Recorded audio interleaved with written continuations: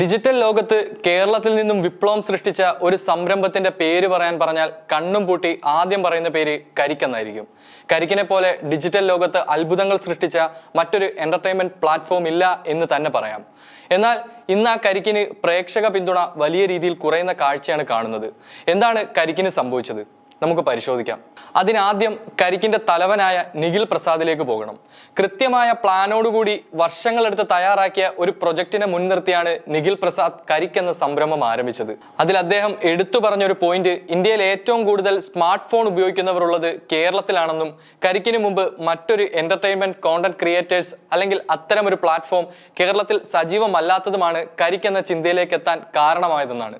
നിഖിൽ പ്രസാദിന്റെ ഈ ദീർഘവീക്ഷണം അക്ഷരം പ്രതി ശരിയായിരുന്നു. ശേഷം അദ്ദേഹം തന്നെ തെരഞ്ഞെടുത്ത ഇന്ന് നമ്മൾ ഒരുപാട് ഇഷ്ടപ്പെടുന്ന ഒരുപിടി മികച്ച അഭിനേതാക്കൾ കരിക്കിലേക്ക് എത്തി. തുടർന്ന് 2018 ഏപ്രിൽ 1 കരിക്കിന്റെ ആദ്യ എപ്പിസോഡായ ഏപ്രിൽ ഫുൾ പുറത്തിറങ്ങി. ഏപ്രിൽ ഫുൾ കൊണ്ട് കാര്യമായ ചലനമൊന്നും കരിക്കിന് സംഭവിച്ചില്ല. എന്നാൽ പിന്നീട് വന്ന ട്രിപ്പ് പ്ലാനിംഗ്, ഒരു ഗൊറില്ല ഇന്റർവ്യൂ, കണ്ണൻചാള ഫ്രം കുളുമണാലി എന്നീ വീഡിയോകൾ കരിക്കിലേക്ക് ജനശ്രദ്ധ ആകർഷിച്ച കോണ്ടന്റുകളായിരുന്നു. ഇതിനിടയിൽ വന്ന ലോലന്റെ സെക്കൻഡുകൾ മാത്രം ദൈർഘ്യമുള്ള കീക്കി ഡാൻസ് വീഡിയോ കരിക്കിനുണ്ടാക്കിയ മൈലേജും ചെറുതല്ലായിരുന്നു. തുടർന്നാണ് ഫിഫ വേൾഡ് കപ്പിലേക്കും തേരാപാരയിലേക്കും അവിടുന്ന് അങ്ങോട്ട് കൂടുതൽ ഉയർച്ചയിലേക്കും കരിക്കെത്തിയത്. അവിടെ വരെയുള്ള യാത്രകൾ നിഖിൽ പ്രസാദിന്റെ മുൻകൂട്ടിയുള്ള കണക്കുകൂട്ടലിൽ തന്നെയാണ് പോയിരുന്നത്. അതിനവർ തിരഞ്ഞെടുത്തത് ഹ്യൂമറിന്റെ വഴിയായിരുന്നു. തരക്കേടില്ലാത്ത കോമഡികൾ കണ്ടാൽ പോലും ചിരിക്കാൻ മടിയുള്ള മലയാളികൾ കരിക്ക് കണ്ടത് പൊട്ടിച്ചിരിച്ചുകൊണ്ടായിരുന്നു. അതുകൊണ്ട് തന്നെ ജീവിതത്തിലെ എല്ലാ വിഷമങ്ങളും കുറച്ചു നേരത്തേക്കെങ്കിലും മറക്കാനും പ്രതീക്ഷിക്കുന്നതിൽ കൂടുതൽ സന്തോഷം ലഭിക്കാനും കരിക്കിനേക്കാൾ നല്ലൊരു പ്രതിവിധി വേറെ ഇല്ല എന്ന് പ്രേക്ഷകർ തിരിച്ചറിഞ്ഞു. എല്ലാ കാലത്തും തുടക്കം മുതലുള്ള ആ പ്രേക്ഷകരാണ് കരിക്കിന്റെ കാതൽ. കരിക്കിൽ നിന്നും തമാശ മാത്രം പ്രതീക്ഷിക്കുന്നവർ. ഒരിക്കലും ആ പ്രേക്ഷകർക്ക് വിഷ്വൽ ക്വാളിറ്റി എന്നതൊരു പ്രശ്നമല്ലായിരുന്നു.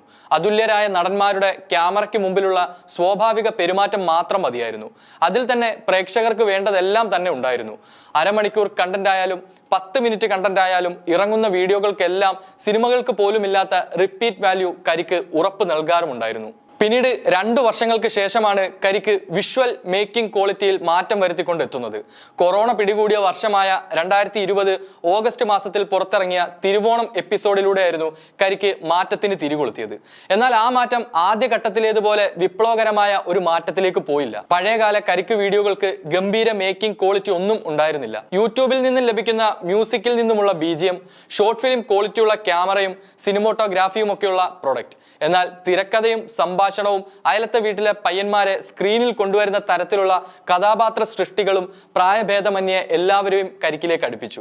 പഴയ പ്രിയദർശന്റെയും സത്യനന്ദിക്കാടിന്റെയും ശ്രീനിവാസന്റെയും ലാൽ ജോസിന്റെയും ഒക്കെ കോമഡി സിനിമകൾ നമ്മൾ ഇഷ്ടപ്പെട്ടത് ഹോളിവുഡ് ലെവൽ മേക്കിംഗ് ഉണ്ടായിട്ടല്ല, സാധാരണക്കാരനോട് ചേർന്ന് നിൽക്കുന്ന പ്രമേയങ്ങളും അവർക്ക് റിലേറ്റ് ചെയ്യാൻ പറ്റിയ കോമഡികളും കഥാപാത്രങ്ങളും എന്നിവയൊക്കെ കൊണ്ടാണ്. കരിക്കും ഇതുപോലെയൊക്കെ ആയിരുന്നു. അത്തരം സിംപ്ലിസിറ്റിയോട് ചേർന്ന് നിൽക്കുന്ന മേക്കിംഗ് ആയിരുന്നു കരിക്കിൻ്റെത്. പോരാത്തതിന് അവരുടെ കരിക്ക് ലോഗോയും കരിക്കെന്ന പേരും ഒരു ലോക്കൽ വൈബ് സൃഷ്ടിച്ചെടുക്കുന്നതിൽ വിജയിച്ചു. നമ്മളെ പൊട്ടിച്ചിരിപ്പിക്കുന്ന പാരഡി ഗാനങ്ങളും മാമനോടൊന്നും തോന്നല്ലേ പോലത്തെ ഡയലോഗുകളും ഒക്കെ അത്രത്തോളം ഹിറ്റാകാൻ കാരണം കരിക്കിന്റെ ഈ ഒരു ലോക്കൽ വൈബ് കൊണ്ടായിരുന്നു. ആ ലോക്കൽ വൈബിൽ നിന്നും പിന്തിരഞ്ഞെടുത്തു നിന്നാണ് കരിക്കിന്റെ യഥാർത്ഥ ആത്മാവ് നഷ്ടപ്പെട്ടത്. കരിക്കിന്റെ അവസാനം വന്ന ഏറ്റവും മികച്ച കണ്ടന്റുകളിൽ ഒന്നായിരുന്നു കലക്കാച്ചി. ശ്രദ്ധിച്ചാൽ മനസ്സിലാകും, തിരക്കഥ കൊണ്ടും മേക്കിംഗ് കൊണ്ടും സിനിമോട്ടോഗ്രാഫി കൊണ്ടും എഡിറ്റിംഗ് കൊണ്ടും പെർഫോമൻസിന്റെ കാര്യത്തിലും അങ്ങനെ എല്ലാം കൊണ്ടും മികച്ചു നിന്ന 2 എപ്പിസോഡായിരുന്നു കലക്കാച്ചി. എന്നാൽ അവിടെയും അതിസാധാരണക്കാരായ കഥാപാത്രങ്ങളെയും കഥാപരിസരവും സൃഷ്ടിച്ചതാണ് കലക്കാച്ചിയുടെ പ്രധാനപ്പെട്ട പോസിറ്റീവിലൊന്ന്.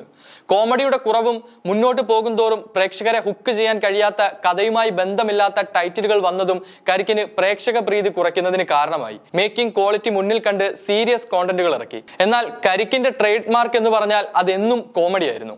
അതിന്റെ പ്രാധാന്യം എപ്പോൾ നഷ്ടപ്പെട്ടോ അന്ന് മുതൽ തന്നെ കരിക്ക് താഴേക്ക് പോയി തുടങ്ങി. പ്രധാനമായും കരിക്കിന് പിഴച്ചത് എവിടെയാണെന്ന് വെച്ചാൽ ഒരു സംഗതിയുടെ ട്രേഡ് മാർക്കിൽ തൊട്ട് കളിക്കരുത് എന്നതാണ്. കരിക്ക് ഒരിക്കലും മേക്കിംഗ് ക്വാളിറ്റി വെച്ചല്ല ജനങ്ങൾ ഇഷ്ടപ്പെട്ടത്, ഹ്യൂമർ കൊണ്ടായിരുന്നു. അതങ്ങനെ തന്നെ നിലനിർത്തണമായിരുന്നു. മാറ്റം വരുത്തേണ്ട സീരിയസ് വിഷയങ്ങൾ ചെയ്യേണ്ട സാഹചര്യത്തിൽ അതിന് കരിക്കിന്റെ തന്നെ മറ്റു പ്ലാറ്റ്ഫോമുകൾ കണ്ടെത്തണമായിരുന്നു. 10 മില്യൺ സബ്സ്ക്രൈബേഴ്സ് ആകുമ്പോൾ സിനിമ ചെയ്യണം എന്നതാണ് തന്റെ പ്രധാന പ്ലാൻ എന്നാണ് നിഖിൽ മുമ്പ് ഒരു അഭിമുഖത്തിൽ പറഞ്ഞത്.